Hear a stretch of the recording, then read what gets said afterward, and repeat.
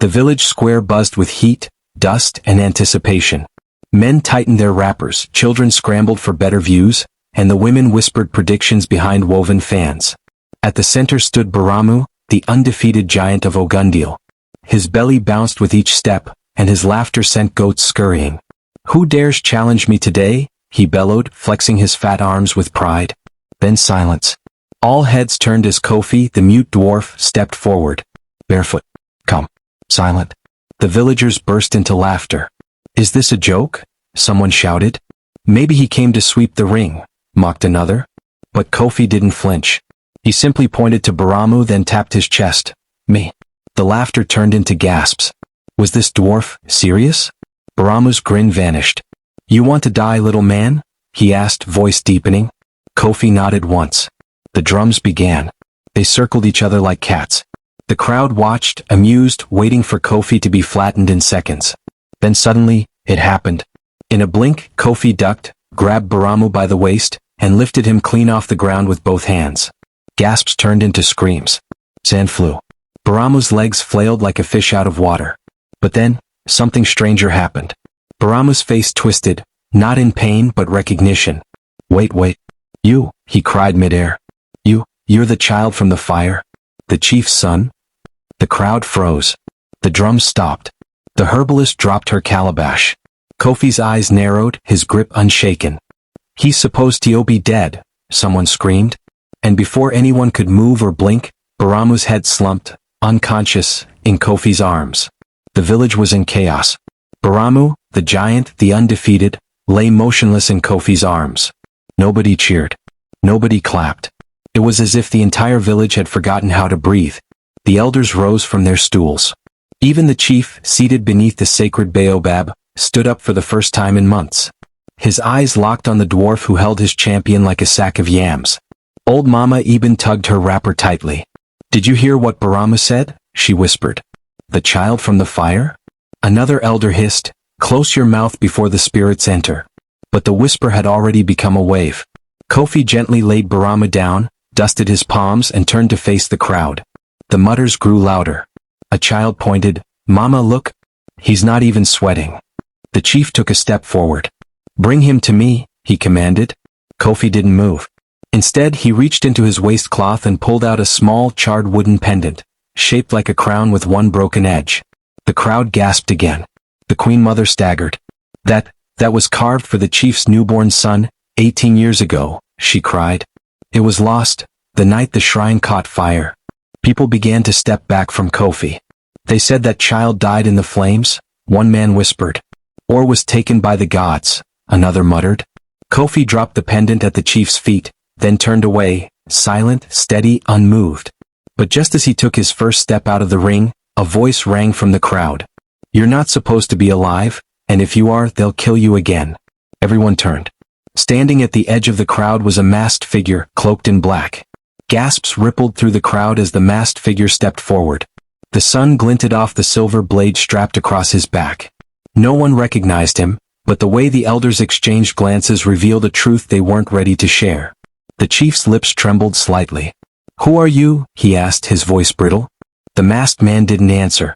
Instead, he stared directly at Kofi, then spat on the ground. "You should have burned like the rest of them." Kofi's fists clenched. But just before anything could happen, the village priestess, Magogo, raised her staff. "Enough," she barked. "The gods have spoken through this boy. Can't you see? He carries the strength of the ancestors. His silence is his voice." She turned to Kofi. "You must come to the shrine tonight. There are things only the earth can reveal." Kofi didn't nod. He didn't blink. He simply turned around and walked away, his bare feet leaving steady imprints in the red sand. As he passed the children sitting near the old well, he knelt. With one finger he began to write slowly in the sand. Letters formed, one by one, until it read, Adila. Gasps again. Mothers clutched their children. The name hadn't been spoken in years. "That was the name of the chief's mistress," someone whispered. "The one they said cursed the village." Kofi stood and walked off toward the forest edge. But just before the wind could erase the name, one of the younger elders dropped to his knees and traced the letters with shaking fingers. "The boy remembers," he muttered, eyes wide with fear. "He remembers her. He knows everything." But even as that truth shook the village, the masked man had vanished. That night, the village was gripped by a silence thicker than harmattan fog. Even the crickets dared not chirp. At the shrine, lit by a circle of flickering oil lamps, Kofi sat cross-legged before Magogo. Her fingers trembled as she prepared the ancient ritual, mixing ash, palm oil and goat's blood into a shallow calabash. "This," she whispered, "will show what your mouth cannot speak." Kofi remained still, his eyes fixed on the flames dancing in the center bowl. Magogo began to chant. Her voice rose and fell, ancient syllables echoing off mud walls. The villagers watched from a distance, curious, terrified, waiting. Then the fire shifted. Within the flames, images began to flicker, shapes forming, faces flickering. A young woman holding a baby. Screaming. Running. The village shrine engulfed in flames. A man cloaked in royal beads standing in the distance, watching. The flames burst higher. Magogo gasped. "That woman, that's Adeola." And the man. "No, it can't be." Suddenly a new face appeared. Not the chief. Not the woman. But Baramo. His younger self. Holding a torch. Kofi's jaw tightened. Magogo looked at him. Baramo was there, the night the shrine burned. Her eyes widened. He helped start the fire. But the flames weren't finished. The image shifted again, to something no one expected. Baramo standing before the chief, handing him the charred crown pendant. Behind him, the child, Kofi, being carried away by a woman in shadow. Magogo staggered back. "You were meant to die that night," she said. "Someone saved you. But why did Baramo lie? Why did the chief?" Suddenly the fire went out. From the darkness, a voice echoed, not Magogo's, not Kofi's. "You're not the only one who survived, Kofi." The shrine was plunged into darkness. The flames had vanished as if swallowed by something ancient and angry. Kofi didn't move. His breathing slowed. But Magogo shook violently. That voice is not of this world." Then footsteps. Soft, slow. Scraping against the shrine's clay floor. A figure emerged from the shadows, barefoot, cloaked in animal skin and hunched slightly. His face was wrapped, but his eyes glowed with familiarity. He stopped a few steps from Kofi. "You remember me?" the man said, voice low, almost trembling. "You have to." Kofi tilted his head, studying him. The villagers outside began to murmur as they spotted movement inside. The man removed the cloth from his face, revealing a burned scar that ran from his temple to his neck. "I was there too, Kofi. We were together, until they tore us apart." Magogo gasped. "Twins. You're twins?" The villagers outside erupted in shouts. Some ran toward the shrine. Others ran away. Kofi's face twisted with emotion, his chest rising and falling. "Yes," the man said, stepping closer. "They saved me just like they saved you. But they hid me in the northern caves. Raised me with warriors. Trained me in silence, in vengeance." Kofi slowly stood up, locking eyes with him. The resemblance was undeniable. "I am Kojo," the man said. "And I've come back for what was stolen from both of us." Magogo's voice cracked. "What do you want, child?" Kojo turned toward her. "Justice. And a throne that belongs to us." But just as he reached out to touch Kofi's shoulder, the shrine door burst open. Baramo, bandaged, limping, stood there, eyes wide with rage. There were two of you?" Baramo's entrance was thunder. The villagers scattered like ants. Magogo stumbled back, her staff clattering to the floor. Kojo narrowed his eyes. Kofi didn't flinch, just watched, unreadable as always. "So it's true?" Baramo rasped. "They didn't burn you both. The fire failed."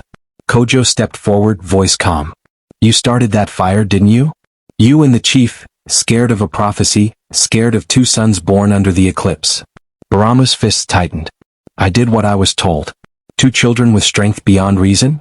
Born of a woman the council feared? That was a curse, not a blessing." Magogo shouted. "The prophecy didn't call it a curse, it called them balance. One silent, one wrathful." Baramo's face twisted. "Balance?" That woman, Adeola, defied the chief. She refused to be hidden. She wanted her sons to rule, not serve. She brought this on herself. Suddenly, a deep drumbeat echoed across the village. A sound no one had heard in nearly 20 years. The forbidden drum. Magogo's face drained of color. That drum was buried with Adeola. Kofi turned sharply toward the sound, eyes narrowing. Kojo whispered, "Someone knows we're back." Baramo panicked. "No. If that drum plays again, it means her spirit is awake. It means the curse. Crack. Lightning split the sky above the village. The baobab tree behind the shrine caught fire. The villagers screamed and ran as the flames danced just like they had the night Kofi and Kojo were lost. In the chaos, Baramu turned to flee, only for Kojo to grab him by the throat. "You're not running this time." But before Kojo could strike, Baramu whispered, "I wasn't the only traitor that night, your mother made a deal too." Kojo froze. His grip loosened around Baramu's throat. "What did you say?" Baramu coughed, clutching his neck. "You think your mother was some innocent?" She knew what the council feared, and she tried to bargain with it. Magogo hissed, "Baramu, don't you twist the dead to save yourself." But Baramu shook his head. "She met with the oracle 3 days before the fire. I was there, hidden. I saw her kneel and whisper a name that shook the walls of the cave, Abaloko." Gasps rippled through the shadows. Abaloko, the spirit of blood oaths. A forbidden force. A god of vengeance. Kojo's face darkened. "You're lying." "Am I?" Baramu sneered.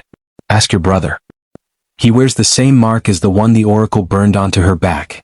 All eyes turned to Kofi. Magogo stepped closer. "Kofi, remove your cloth." The dwarf slowly untied his wrapper and turned. Across his back was a faded sigil, a sun wrapped in thorns. The mark of Abaloko. Magogo stumbled backward. "But that spirit hasn't been summoned in centuries. Why would she mark her son?" Baramu laughed bitterly. "Because Adeola wanted power. She wasn't just trying to protect you, she was trying to create kings." Kojo's voice cracked. "Then why burn her alive?" Baramu's face dropped. "Because she changed her mind. The night before the fire, she tried to stop the deal. Tried to hide both of you. That's why the chief panicked." Thunder cracked again. Suddenly, a young boy ran into the shrine breathless. "The chief? He's calling a council trial. He wants both twins arrested, for threatening the peace of Ogundil." Kofi picked up his pendant. Kojo reached for his blade. The village council gathered before sunrise. The square was eerily quiet, the air heavy with tension. The chief, draped in his red coral beads, sat beneath the ancestral pillar, guarded by armed youths. Beside him sat the elders, stern, silent, watchful. The crowd had returned, drawn by fear, drawn by curiosity. 2 stools remained empty in the center of the circle. For disturbing the balance of Ogundil, the chief's voice rang out, "Let the twins face judgment." Kofi and Kojo stepped into the ring, unarmed, calm. The people gasped. 2 brothers. Same face. Same fire. Yet different storms behind their eyes. Kojo scanned the circle. "This is the same council that once lit a fire to burn infants alive," he said loud and clear. "Now they want to speak of peace?" A murmur ran through the elders. "You speak boldly, boy," growled Elder Dipe. "But your tongue drips with poison." Kojo smirked. "And yours is soaked in guilt." Suddenly, a scroll was brought out, the royal decree written by the chief himself. It named Kofi and Kojo as sons of defiance, born of an unlawful union, cursed by spirits and destined to ruin Ogundil. Kofi stepped forward. Silent. He raised a finger, then pointed to the scroll. He bent down, took a stick and began to write on the ground. One word. Lies. The crowd gasped. The chief stood. "That's enough. You will not shame this council." But Kofi wasn't done. He wrote another word. Burial. Magogo stepped forward from the crowd, trembling. Burial? Whose? Kofi turned to the chief. Then slowly he pointed toward the baobab tree, still smoldering from last night's fire. Kojo stepped beside him. "He knows where the body is buried." The crowd surged toward the baobab. Smoke curled from its cracked bark, but it wasn't just the fire that disturbed the air, it was something older. Something long buried. Kofi walked ahead, calm as ever, while Kojo marched like a warrior to war. The chief barked orders for the guards to block them, but no one moved. Not even the drummers. At the base of the tree, Kofi dropped to his knees and began to dig, slow, purposeful. The elders shouted, "Stop him. He defiles sacred ground." But the villagers only watched. Then his fingers struck something. What? A small box, no bigger than a newborn's cradle. Magogo fell to her knees. No, no. Please let it be a lie." Kojo pried the lid open. Inside, wrapped in faded cloth and crumbling leaves, was the skeleton of a woman. Her arms still curled around a second, smaller skeleton. A mother. And her child. Gasps turned into wails. Mothers wept. The air thickened with grief and shame. Kofi stood up, holding something small in his palm, a golden ring engraved with the symbol of the royal house. Kojo raised it to the sky. "Here lies Adeola," he said, voice cracking.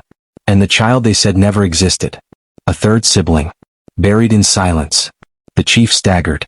"No, it wasn't me. It was the council. I only agreed because she threatened to reveal everything. She said the throne didn't belong to me." "Because it didn't?" Magogo whispered. All heads turned. She removed her head wrap.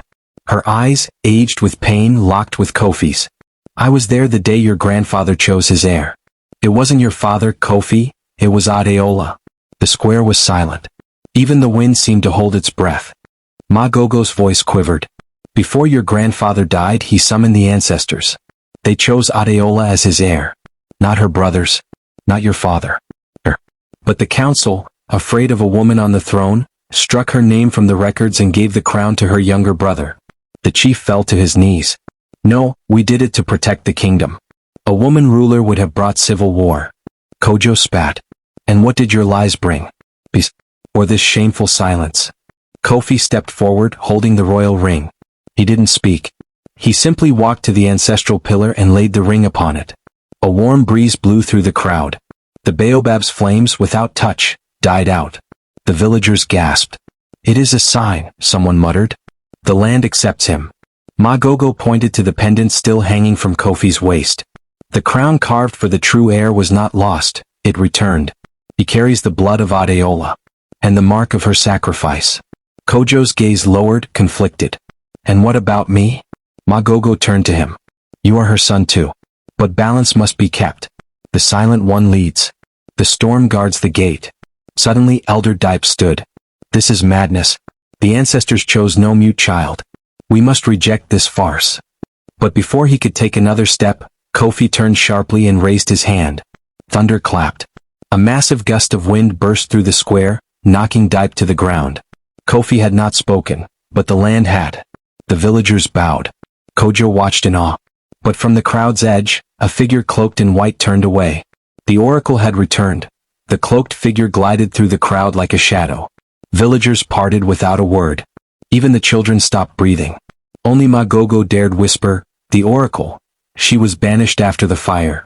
The woman stepped into the square, face hidden behind a veil of white beads.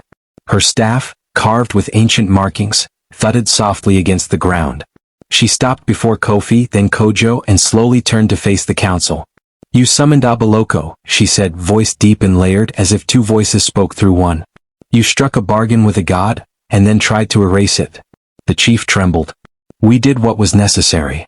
"You broke the seal of blood," she replied. "And now the price is due." Kojo's eyes narrowed. "What price?" The oracle turned her head slightly. "There were not two sons, there were three." Gasps tore through the square. Magogo stumbled. "The child in Adela's arms." "Was the third?" the oracle finished. "A daughter." Kofi stepped back, stunned. His hand trembled as he touched the pendant at his side. "Where is she?" Kojo demanded. "She lives," the oracle said. "Taken in by strangers. Hidden across the river of silence. But her heart burns with fire and she is coming, for all of you." The ground rumbled. Birds scattered into the sky. The wind carried a scent, rain, smoke, and ash. The oracle pointed at the baobab. "That fire was only the beginning. The final trial comes with the one you all forgot." Kojo stepped toward her. "Why should we believe you?" The oracle lifted her veil. Her face was burned, her left eye missing. "I paid the price for saving her. Now the fire returns, with her name." The oracle's words echoed across the village square like thunder without rain. There were three. Not two. 3 children born under the eclipse, and the girl was still alive. Kofi's chest rose and fell, his calm composure beginning to crack. Kojo clenched his fists. "You said she's coming. From where?" The oracle turned her burned face toward the horizon. "From the river of silence. The place where exiles bury their names." Her voice dropped, heavy with weight. "And when she arrives, the mark on her shoulder will burn red. She will not speak until it bleeds." Magogo fell to her knees. The prophecy, it was never just about sons. It was about 3. Balance, voice, flame. The chief, pale and shaking, whispered, "I thought we ended it all that night. We burned the shrine. We ended her name. Names cannot be killed, the oracle interrupted. Only buried. Suddenly, a cry rang out from the edge of the village. A guard came sprinting through the trees. She's here, he yelled. A woman crossed the river alone. She wears a cloth none have seen before, black, red, and gold. The villagers gasped. Drums began to beat themselves, no drummers in sight.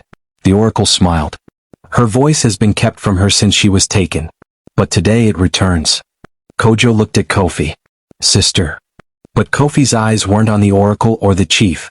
They were locked on the woman walking into the square, barefoot, firelight dancing in her eyes, and the same thorn sun mark glowing red on her bare shoulder. She stopped. And with a whisper that sliced through every heart, she said, You buried my mother. Now I bury your throne. The villagers stood frozen. Even the wind dared not move. The woman's voice, clear, sharp, and ancient, echoed like a blade unsheathed. Her eyes, dark with sorrow and fury, scanned the elders. Her presence was not just a return, it was a reckoning. Magogo whispered, She speaks. The flame has found her voice. Kofi took a slow step forward, staring at her as if remembering a face from a dream. Kojo's lips parted. Sister, is it really? She turned to them. I am Abeni, daughter of Adeola. I was not raised with lullabies. I was raised with silence. Raised with stories that did not have my name in them. But I remember my mother's scream. I remember the fire. The oracle bowed. Your blood calls to this land. It is your time. The chief rose unsteadily. This is madness. You cannot just walk in and claim royalty. Abeni's gaze sharpened. You stole royalty. You murdered a queen. You wrote laws to silence her blood. Now I've come with the voice of all that was buried. Kojo stepped beside her. Then take it. The throne is yours. But Kofi held up his hand. He pointed to the three of them, Kofi, Kojo, and Abeni. Then he knelt and with his finger wrote in the dust, Not throne. Balance. The people murmured. The oracle smiled faintly. 3 born of one womb. 3 fates, silence, storm, and flame. Suddenly the baobab behind them cracked. From its roots rose a stone platform, glowing with forgotten symbols. The earth had heard them. Abeni stepped forward toward the altar. But just as her foot touched the platform, a single arrow flew from the shadows and struck her in the back. A scream tore through the village square as Abeni fell to her knees. The arrow lodged deep in her back, blood soaking her black and gold cloth. Kofi lunged forward and caught her just before she collapsed. Kojo spun around, eyes wild, scanning the trees. Who did this? The villagers ducked, scattered, but no second arrow came. Just one. One shot meant for silence. But it hadn't worked. Abeni coughed, face pale, but her lips curled into a defiant smile. They waited, until I spoke. They feared, my voice. Her fingers gripped Kofi's wrist. Don't let them bury me again. Magogo was already tearing cloth to stop the bleeding. Get her into the shrine, she yelled. But Kofi didn't move. He stood. And for the first time he spoke. She will not die, he said, voice low and rumbling like thunder over water. Every head turned. Not this time. The people gasped. The silence had broken. Kojo stepped beside him. We end this now. Kofi pointed toward the council elders. Someone fired that arrow. Someone who knew her return meant the end. The oracle raised her staff. Reveal yourself, or the land will. Suddenly Elder Dipe stood. Slowly. Calmly. You think you can replace history with children and fire? We built this kingdom from order. From fear. It worked.